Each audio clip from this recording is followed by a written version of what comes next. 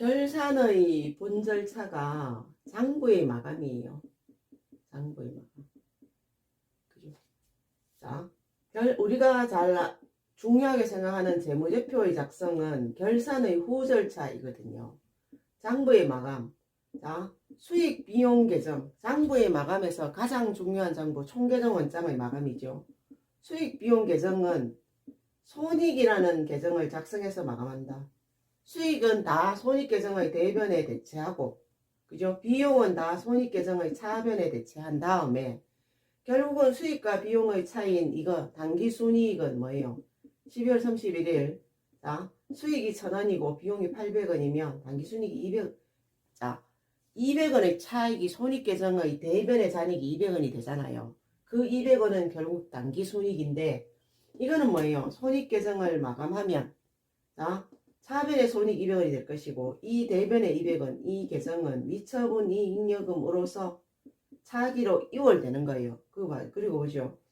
자, 우리가 1월 1일 영업을 개시하기 전에 시산표로서 다 모아본다. 그죠? 이월된 걸 다 모아보는 거예요. 그러면 수익 비용 계정은 다 없어지고, 맞죠? 자산 부채 자본 계정이 이월되는데, 그죠? 자, 전기의 수익과 비용의 차이인 200원은 뭐예요? 자본 계정인 미처분 이익잉여금 계정으로서 이월되어 있는 거죠. 이렇게. 자, 운영성과표, 손익계산서를 만드는 기초자료는 손익계산서의 내용은 손익계정하고 같습니다. 자, 그러면 재무상태표의 내용은 이월산표랑 같단 말씀이에요. 결국 이월산표, 1월 1일의 이월산표는 12월 31일의 재무상태표랑 같단 말이에요. 자, 그럼 재무상태표 한번 보겠습니다. 양식 마찬가지. 재무상태표라 하면, 자, 일단은 기본적으로 맨 앞에 과목. 자, 그리고 재무상태표 5기 현재 12월 31일 현재. 전기는 이게 단기고, 전기는 작년의 5기의 4기의 12월 31일 현재. 이래 될 거란 말이에요. 과목란. 전기와 단기를 비교하는 형식으로. 자, 단기와 전기를 비교하는 형식이에요. 단기는 5기 현재 12월 30일 현재. 전기는 4기 작년의 12월 31일 현재. 자, 기본적으로 돈자리는 두 칸입니다. 두 칸. 그죠? 자, 두 칸. 보겠습니다. 비교 표시. 자, 구분 표시예요. 일단은 보겠습니다. 보고식. 늘어지는 형식. 자, 무조건 자산학계는 뭐랑? 부채 자본학계와 같죠? 이월시산표 이대로 온단 말이에요. 자, 같은데 구분 표시. 결산일로 1개월 이내 갚아야 되면, 아니 현금화되면 유동자산. 그죠? 아니면 비유동자산. 자, 부채라면 결산일로 2개월 이내 갚아야 되면 1년 이내 갚아야 되면 유동부채. 아니면 비유동부채. 자, 자본이라 하면 아파트의 자본은 뭐예요? 다 수익 비용의 차이죠. 어떻게 쓸 것인지 정했는 자본 적립금. 그죠? 두 번째 뭐예요? 아직 어떻게 쓸 것인지 안 정했는 자본. 미처분 이익 잉여금으로 구분 표시. 란 말이에요. 자, 볼게요. 자, 구분 표시. 자, 돈을 쓰는데요. 기업회계라면 이 안쪽은 정리 자리예요. 정리. 자, 계정 과목 정리 자리라고. 정리할 게 많죠. 자, 자, 보겠습니다. 유형자산만 보자면 토지를 제외한 모든 유형자산은 다 감가상각하죠. 말하자면, 자, 기업회계라면 모든 유형자산을 감가상각한단 말이에요. 건물, 비품, 뭐 차량, 운반구, 뭐 그죠? 자, 구축물 다.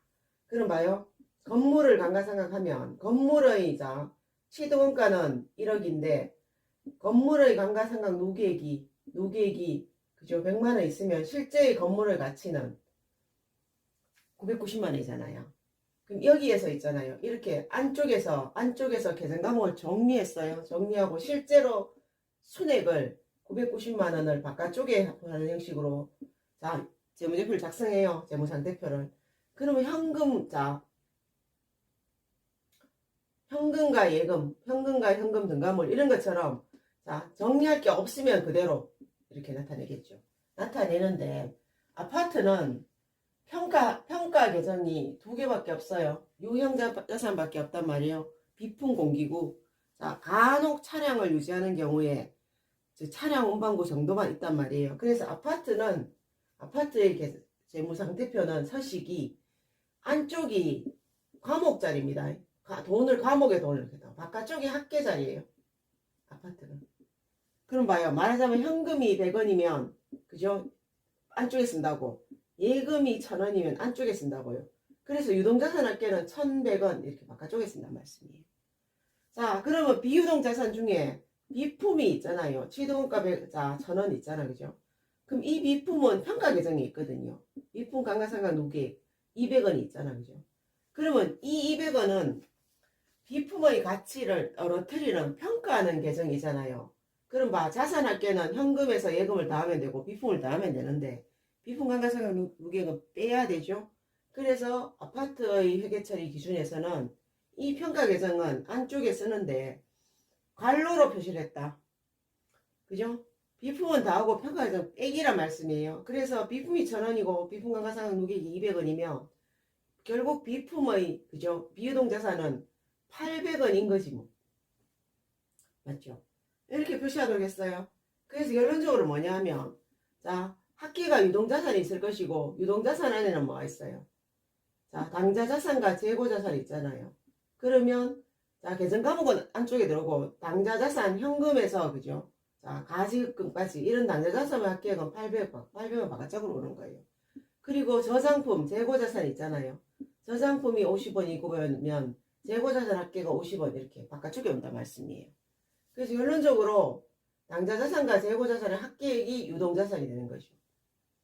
자 보겠습니다. 그래서 바깥쪽은 합계액짜리다.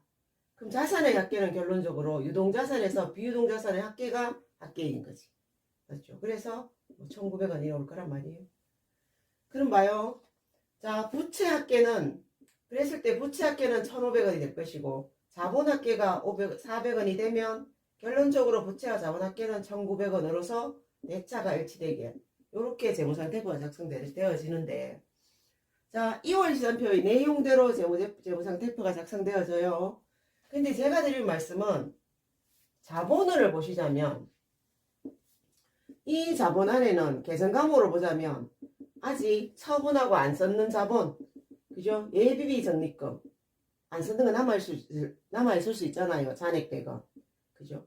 그리고 미처분 이익여금 그죠? 300원 이게 있단 말이에요. 그러면 자 이 예비비 적립금 처분된 자본은 자 적립금 안에 예비비 적립금으로서 그죠? 100원 이렇게 표시돼요. 그럼 적립금 합계가 100원이 된단 말이에요. 자 처분 안 한 미처분 이익여금은 계정 과목은 그죠? 미처분 이익여금 계정 과목은 미처분 이익여금인데 결론적으로 양은 뭐예요? 전기의 단기 순이익이거든. 그죠? 그래서 재무제표로 표시할 때는 미처분 이익여금이라는 구분 단위 안에 단기 순이익이라는 명칭으로 표시해요. 명칭으로 300원. 그래서 단기말 미처분 이익여금은 300원으로 재무제표에 표시된다 말씀이에요. 자 무슨 말씀을 드리냐면 회계처리는 2월 시산표 말 그대로 계정과목 모음이거든요. 회계처리는 계정과목별로 한단 말씀이에요. 근데 정보로 제공할 때는 재무제표라는 정보로 그죠? 재무보고서로 제공할 때는 재무정보를 제공할 때는 정보 이용자가 원하는 방식이 있더라. 그죠? 그 방식은 우리가 회계처리한 계정과목이랑 정확히 매칭이 되는 것만 아니다.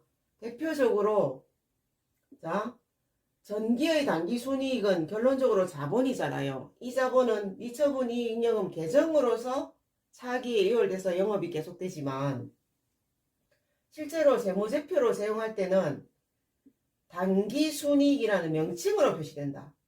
자, 단기 순이익이라는 계정 과목은 없어요. 그죠? 단기 순이익이 자본으로서 이월되는 계정 과목은 미처분 이익여금 이런 계정 과목이겠지만 실제로 재무제표로 제공될 재무상태표 운영성과표에서는 단기 순이익이라는 명칭으로 표시된다. 그죠? 그죠? 계정 과목이 아니에요. 단기 순이익이라는 계정은 없단 말이에요. 그러면 일례로 자, 계정 과목 중에 단기의 미처분 이익 중에 처분 안 된 자본이 있잖아요. 그럼 이거는 사실은 자본 계정으로서 2월 이익잉여금 계정이거든요. 아직 처분 안 한 자본. 말하자면 단기에 처분 안 하고 남기돈 자본. 이 2월 이익잉여금 계정인데, 그죠? 이 2월 이익잉여금 계정은 다음 기에 처분할 돈에서 가산된단 말이에요.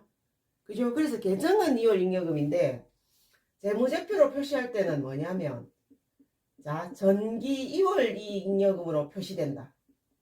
전기 2월 잉여금으로.